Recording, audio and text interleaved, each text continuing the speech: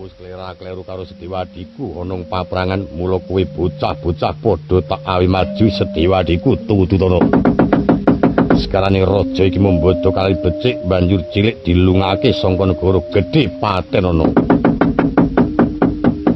Ayo sing ati-ati kowe kuwi Kang temandang gawe ya temandang gawe ning kok aja ninggal kaprayitnan.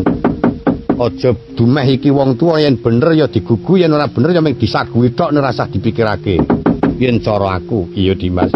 Mangkat ditututi Pak Cilejiwa yen dijukuk batine jane kleru ora duweni wewenang yen kaya Bapa Werkudara Pak Cilejiwa ngukui karo Ibu Wara Durpati. Kuwi tanggung jawabe sing kagungan ngono. Dulungake lan orane sing kagungan.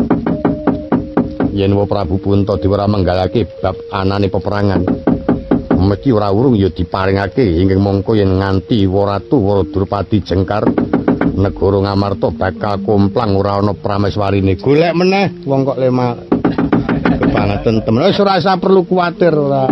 Arang-arang. Jepang ya ana.